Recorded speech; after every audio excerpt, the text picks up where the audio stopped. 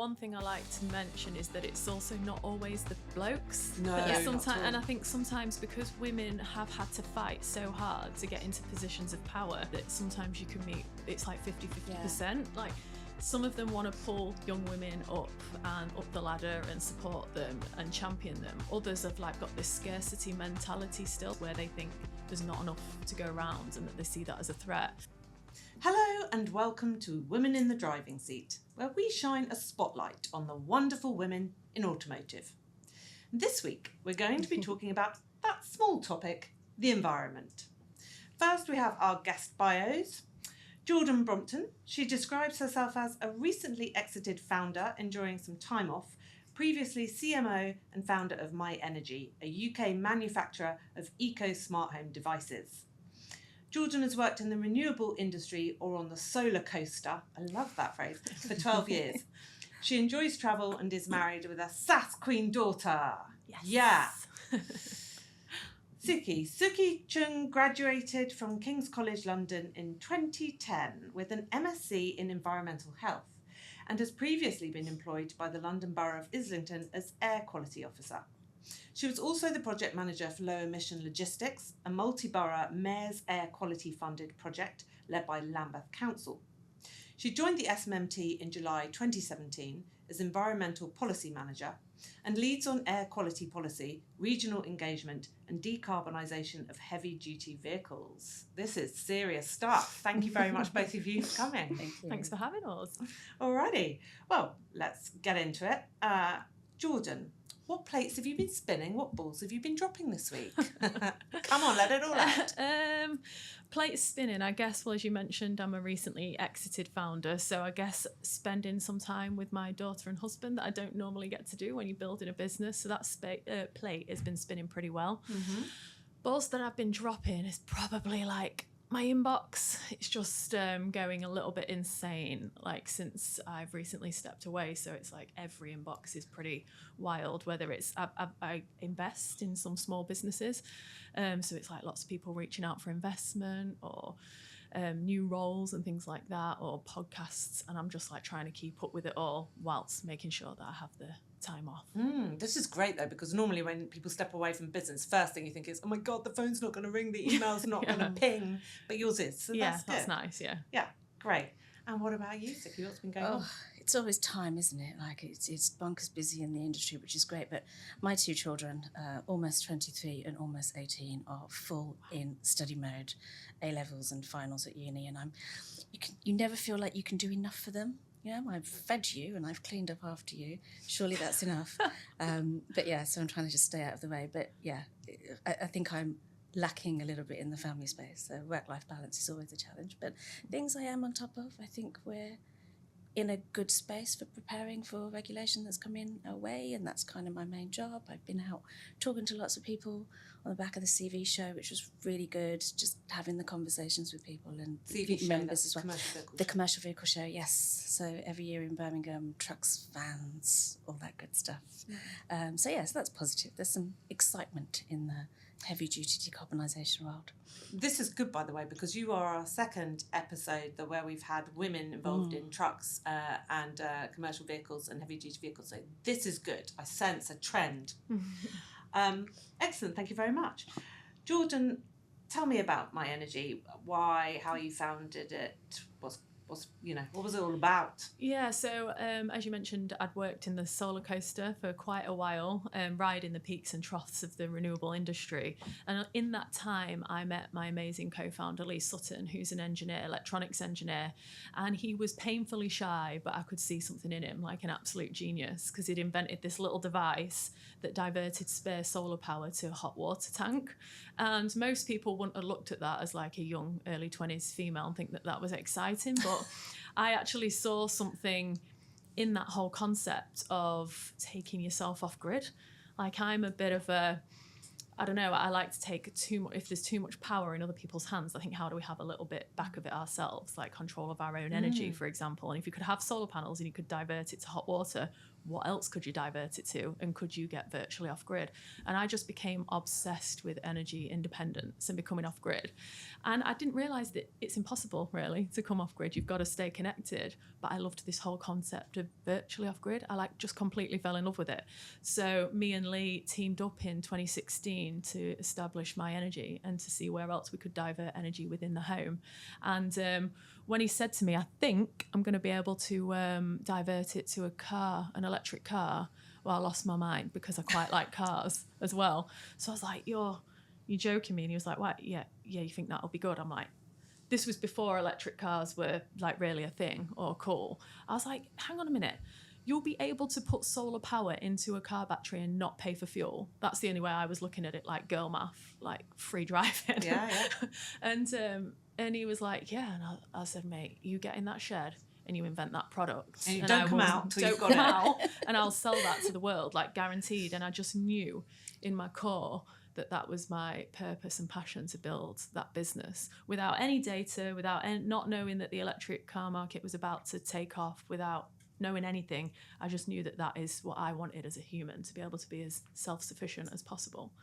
So it was about that was the driver, and not that my passion was always just being an entrepreneur. My passion was always I wanted to create something and sell it. It didn't matter what the product was. I've always sort of gravitated towards sales and marketing. I've always sort of liked how humans work and the buying pattern and process, but I never knew what it was. I didn't go to uni, wasn't very bright at college, was told I wasn't going to amount to very much, but I just knew that I loved selling and people and communicating.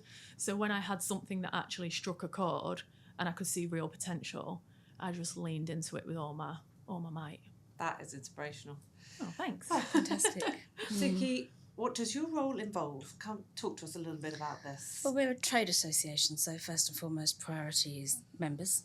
We have about 900 members. They vary from vehicle manufacturers, supply chain, lots of others as well. So what is it that they need for us to be a successful, lucrative automotive industry in the UK?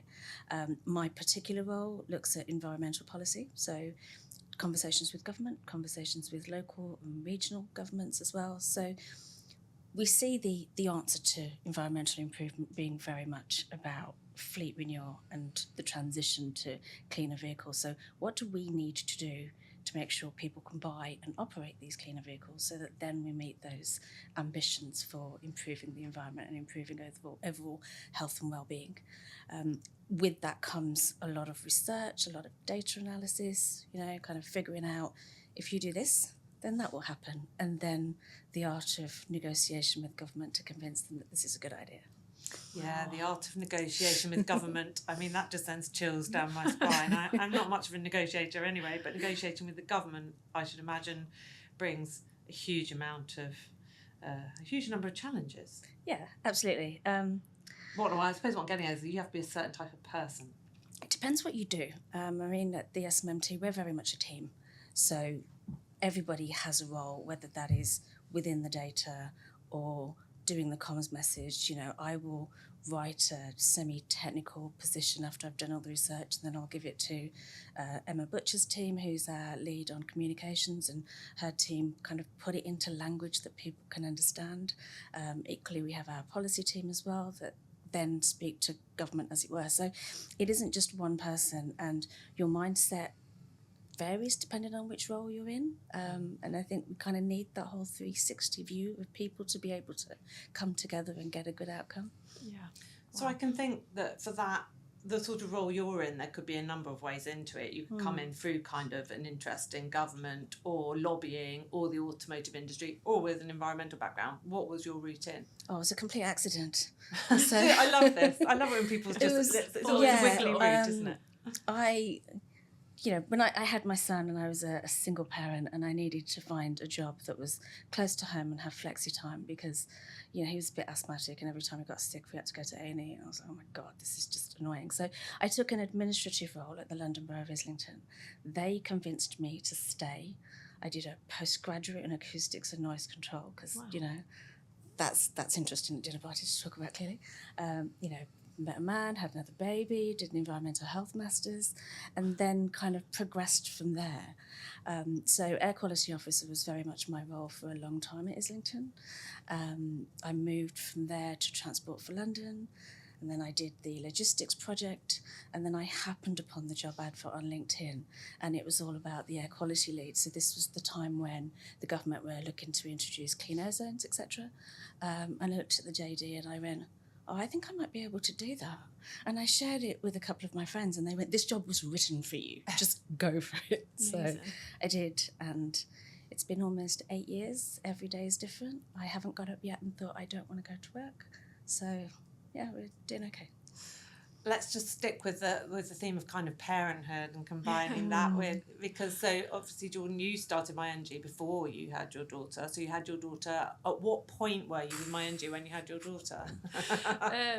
During the climb and during the hard graft at the beginning. So we established in 2016 and Bonnie came in 2019. So it was right in the, just as we was like on the up.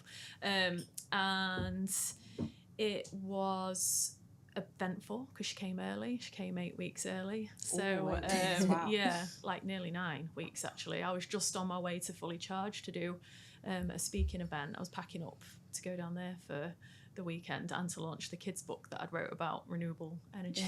Yeah. And I just didn't feel a move all day, and I thought I better go get this checked because that's not normal. And then Bob's your uncle, Bonnie's here early, but we both survived to tell the tale.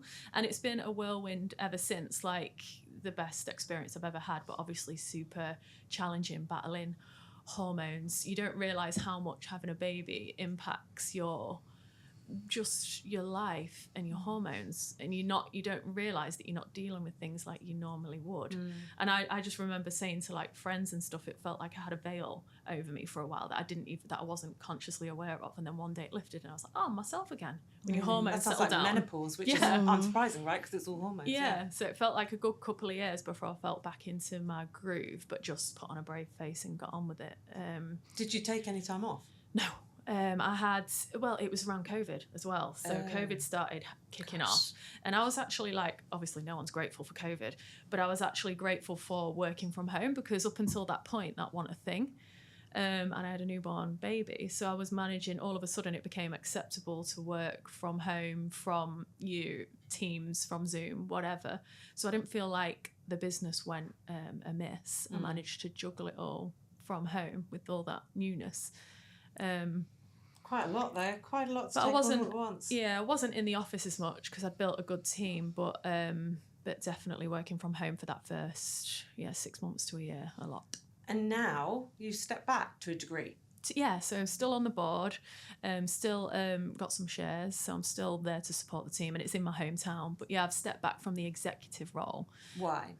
Because I'd sold some shares, and it was totally different dynamic now to what it was from the startup stage. So what I realised is I'm a startup person and a builder. I keep hearing this. Once the company's established, people go, what next? It took a couple of, I've been sort of mentally pulling myself away from it little bit by bit for a good 18 months or so before I actually made the decision, because as women we overthink everything, and I like to make sure that everybody was looked after and everybody was in place and that it would be as painless as possible.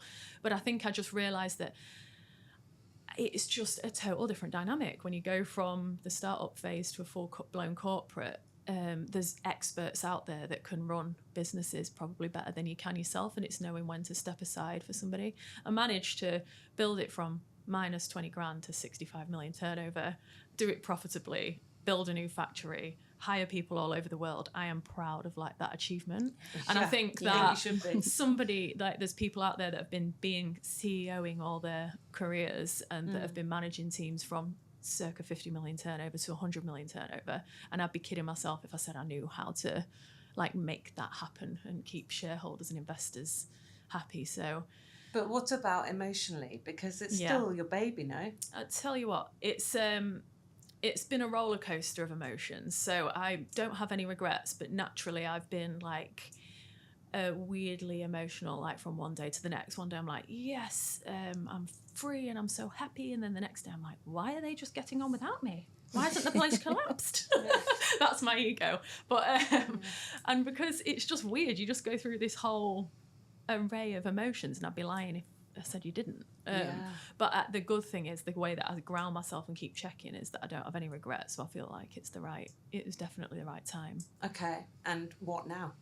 God knows me.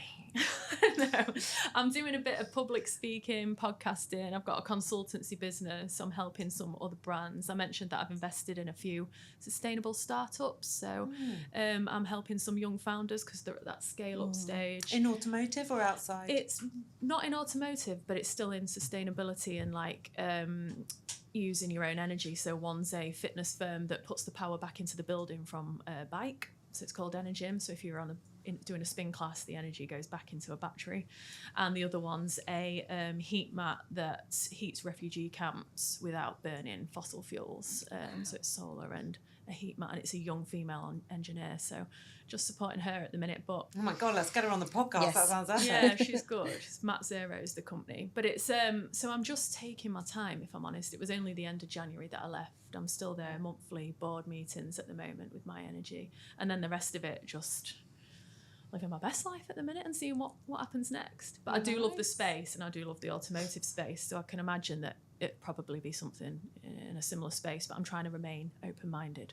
Okay, very good. Sounds exciting. Yeah, it is. Sukky, it's tricky, isn't it, for the automotive industry? Is when it comes to the environment, I feel like, you know, the automotive industry is kind of cleaved in half, because on the one hand, we've got to lead the solutions, find the solutions, be innovative, be proud of the solutions we find. But then you've got all the detractors saying, well, you're the ones creating the issues in the first place. I mean, do we even need cars? What do you know? It's a weird dichotomy, isn't it? People that work in environmental roles in the automotive industry, it seems to me, have got quite a difficult position to occupy. Some people in the past have said to me, isn't your role like being a doctor in the tobacco industry? Right, And that's a good my analogy, response yeah. is absolutely no, because there isn't a clean solution to smoking. You stop doing it. And I think when you look at automotive and the reasons why we have vehicles at all, be they a car, a bike, a bus, a truck, there is a purpose for that. So we all still want to live our lives. We still want to get our stuff. We still want to go places. So the answer is not to stop doing that, but to do it in a cleaner way. So I personally think, and I think there's enough data to show, that actually we have the answer to that environmental improvement. Yes, road transport is the biggest CO2 emitter. It's the biggest emitter of NOx concentrations and emissions across the UK. Therefore, let's change that technology to bring that down. And we've come down massively over the years. If you look at London air quality data specifically, when I contracted for Wandsworth, it was 124 micrograms per cubic metre on Putney High Street. And then overnight, it went down to about 76. And I was like, wow, this is really good. And now it's even better than that. Now we're getting down below the objective limits. And this has all been because of putting new zero-emission vehicles along that road where they go. You reduce exposure, you improve people's health and well-being, and you meet that environmental target that we're all trying to get to. So I think, yes, understand, yes, we're the polluter, but we have the answers, so let's just get on with it, make it happen. Yeah, for sure. Well, we're already halfway through, which means, yes, it's time for podcast pit stop. Oh, gosh. It's a little quick fire round. You guys haven't seen the questions. Oh, Let's no. start with Jordan. Oh, no. Jordan, solar or wind? Solar. Vehicle to load or vehicle to grid? Vehicle to grid. Obviously. Steak or lobster? Steak. Should you ever work with family or friends, yes or no? No. Lark or owl? Huh? Oh, why does no one know this question? Lark, are you a morning person, or owl, are you a late night person? Oh, neither. No, I'd say an owl. Owl, okay. Driver or passenger? Driver. Yeah, for sure. Mm-hmm. All the women on this podcast are drivers. Okay, well done. Thanks. Sukky, next up. Regulation or free market? Oh, bit of both. Sitting right on the fence there. Clean air or clean water? Clean air. Car or bus? Both. As long as they're electric. Congestion charge for EVs, yes or no? No. Lift or stairs? How far am I going? Stairs? How many floors are we talking? Yeah. Business breakfast or business lunch? Lunch. Every day. Controversial. I love brekkie. Yeah, breakfast or dinner. I can't do lunch. Well done. You're both done. Thank you. Back to the questions. Jordan, is it important to you to keep your business and your interests and so on in and around Grimsby? You know, northern powerhouse, levelling up, keep investment up north. Is it important? Or are we kind of over that? Is it time to move on? No, it's not time to move on at all. I'm such an advocate for growing a business in your hometown, and especially if you're from the north of England, because we get forgotten about a lot, especially places like Grimsby, where it used to be a fishing town. So it's been sort of left by industry, forgotten about by government, it feels like. And it's just so sad to see. And I think that's where all my friends and family were. And it was like, people thought we were crazy for keeping the business there and building the factory there. But I honestly, the ripple effects, I always say the ripple effects because it's just so huge. Like the knock-on effects of having a successful business in a town like that puts bums on seats, creates careers, fills up local hotels, fills up local restaurants, brings people to the town. Like the amount of amazing people that have been to the town because they've been to the myenergi HQ, or people have applied for, it's just so important. Like, and it's totally doable. It's not without its challenges. Like when you start to need to hire senior people, like it took us a good year to find our CEO. Like there was some amazing candidates, but no one wanted to be away from their homes or from, and a lot of the talent was down south that was applying for the roles. So in some specific areas, it can be really challenging, and I can't lie, but I think the net positive is a lot more for our whole entire economy. So when I say ripple effect, it's not just your local area, it like bubbles out across the entire UK economy. Yeah, for sure. I mean, you and I, you don't need to convince me. We've talked before. My partner works in the property industry in Doncaster, and that's where their company was set up and where it will remain. Has the same problem with the talent pool sometimes and hiring at various levels, but you know the benefits it brings. Yeah. For sure. Okay.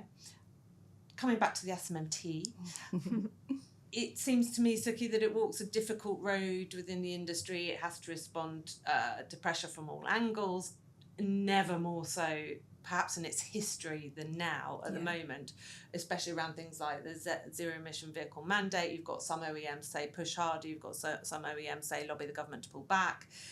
Electrification, tariffs, global geopolitical trade. It's everything has collided. Autonomous vehicles, everything's collided at the same time, hasn't it? I mean, how does the SMMT even begin to navigate that?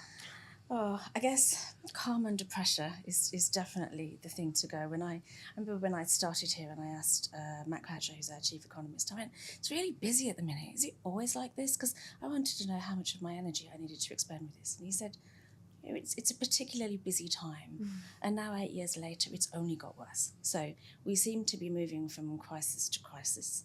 I believe we've been successful kind of negotiating all of the challenges of COVID and now trade. It's a really intricate conversations take place amongst members and with us, and making sure that members kind of have their best interests heard and represented, but you can't possibly expect everybody to agree on every single point. So finding that middle ground, or finding a position that works well for the industry as a whole, is a challenge. I think we do it well, but you know, there's always going to be people that say you must do more, or you're doing too much. Does it change though the environment? You know, just the working environment inside the SMMT offices. Do you feel the pressure? Is the atmosphere a little bit more fraught, or are you all of a certain personality and mindset that you go, hey, it's another day? I mean, I'm on the second floor, right, and our 2 floors of offices, and the second floor is often described as being the serious floor because that's where Mike's office is. But it is really just about head down and get on with it sometimes. But no, it doesn't feel fraught. It's a really nice place to work. We do have quite a good community. We just know that there are some people that you probably are not going to ask something trivial of in the middle of, you know, massive trade negotiations, for example. But, you know, you save it for 5 o'clock down at the pub and go, let's have a little moment and come away from it.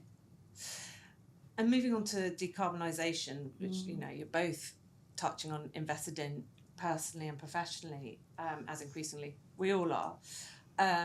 What do you think, Sukky, are the major wins in the next decade for the industry to decarbonise? That's a huge question. Yeah, I mean, we have vehicles, right? So we have vehicles coming out of our ears. I can reel off all the numbers, but yeah, we can look them up. But The major wins are really trying to get people on board and excited and able to make that transition. If we look at commercial vehicles in particular, it's not that fleets don't want to do it. You will get some, kind of slightly older fleet managers who just say, this is too difficult for me to do, I'm not going to. But we make it so difficult. As I'd said at the top earlier, if road transport is the biggest CO2 emitter in the UK, why are we making it so difficult to get there? Why are we waiting so long to get grid connections? Why is it so expensive? Why is the planning system broken? Jordan's Yeah, shaking her head. These things we Nodding. can fix. We can change the way we approach them and change the process so that it makes it easier. Please and do. then we win. What do you think, Jordan? With the grid connections and stuff, it is a nightmare. That's what I hear from my electricians and everything on the ground all the time. But the biggest factors or biggest opportunities for decarbonisation is the question, isn't it? The homes. I'm going to say that because that's where I've got my experience in. But if we can literally, I think decarbonisation of heat is going to be such a big thing. If you look at what, energy, the biggest energy consumer is the homes and heating the homes. So battery storage and smart tariffs and vehicle to grid with the cars once we've got the, millions of cars on driveways that can have a charger.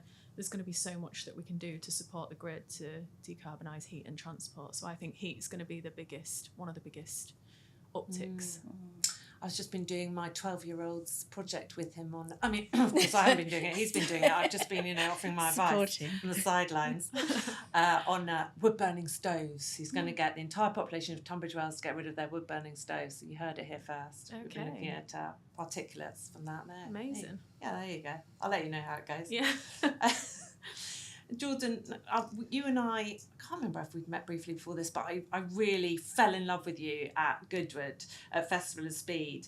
And, we were both in Nucleus, which is a kind of closed shop forum for major global C-suite executives. There I didn't know what I was doing in We that can't room. really talk about it, but there were some big names in that room, as there are Yeah. every year. But my eye was drawn to you because you walked in, you were brilliantly made up, you were wearing a bright pink blazer, you had high patent heels on, and I could see the way half the guys are looking at you like as if to go, well, she can't be a serious C-suite executive, is she? I doubt she's on a board anywhere. I was thinking she's a bloody founder of a business and an incredibly significant business at that. And I loved it because as a woman in the automotive industry, I love the sense of underestimate me all you like. It's a bit like to me when I drive a Ferrari, driving it at 60 miles an hour in the slow lane of the M25, because I feel like it's fine. You can all overtake me. I don't care, because if I want to put my foot down, I can take you all to the distance very quickly. Yeah.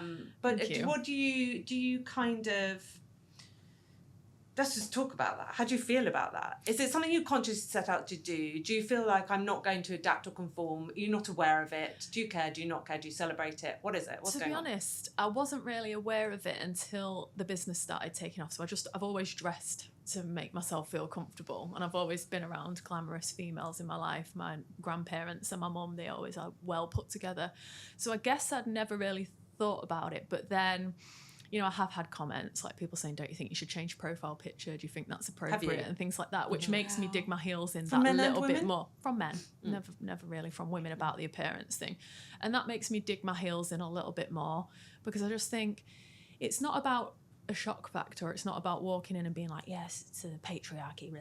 It's more like what makes me feel empowered and good and confident because you're already in a very uncomfortable situation where we're not maybe instinctively used to being in.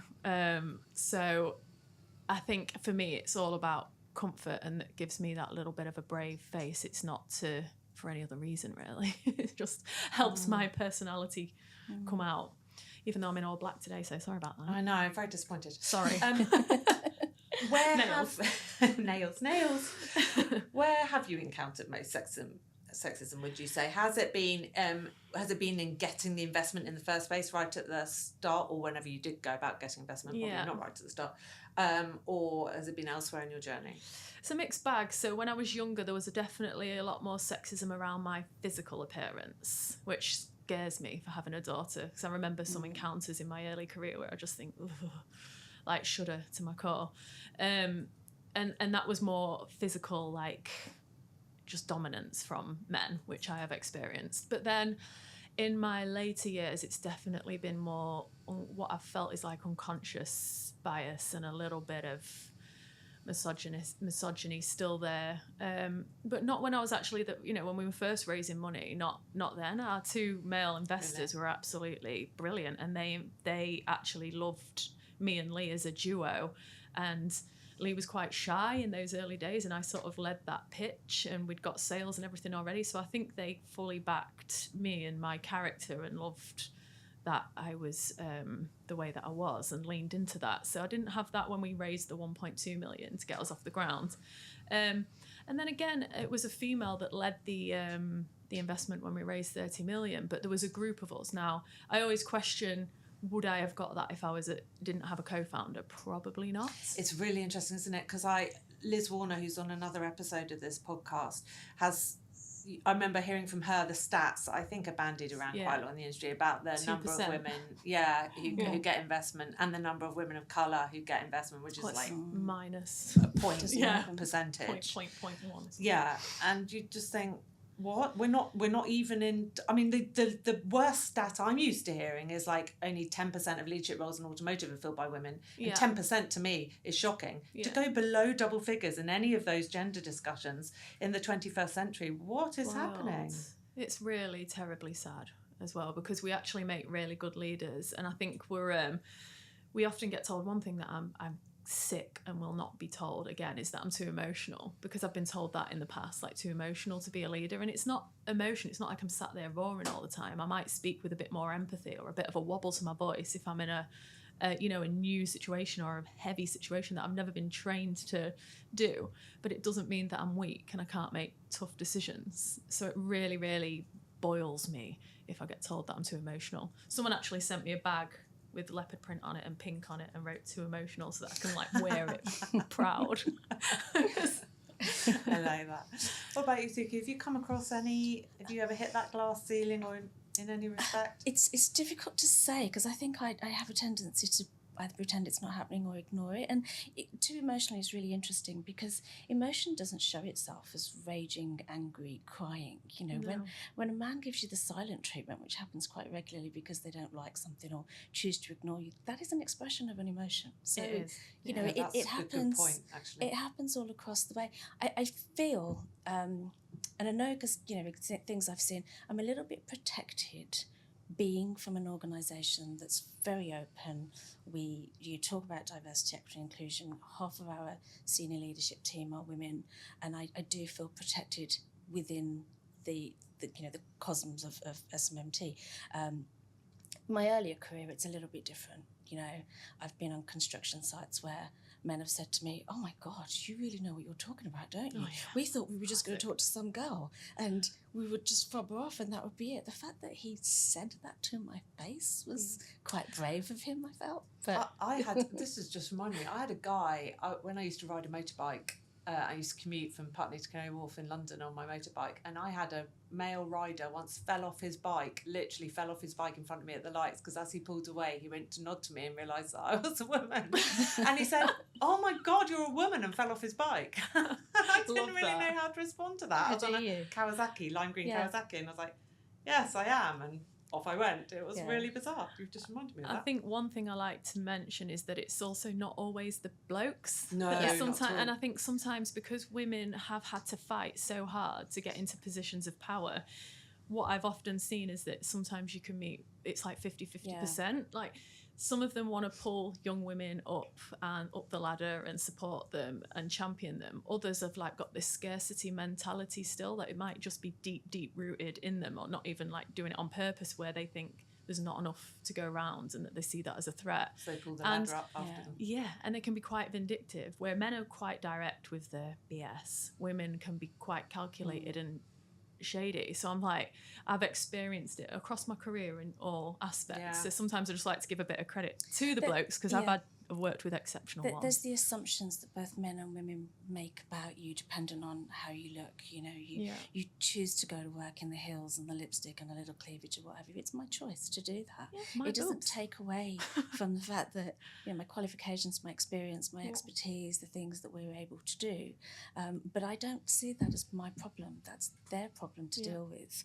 I think the biggest thing that I probably experienced, but again choose to ignore it, is that label of the difficult woman. You know, it's my job to challenge questions and things that people are saying, but then that makes me difficult. Whereas when a man's got lots of questions, well, he's dominant, he's great, and he's wonderful. Or even worse, they take it off you and then use it as their, like, they just say it in a different tone, and the blokes in the room go, oh yes, and I'm sat there like, just said that.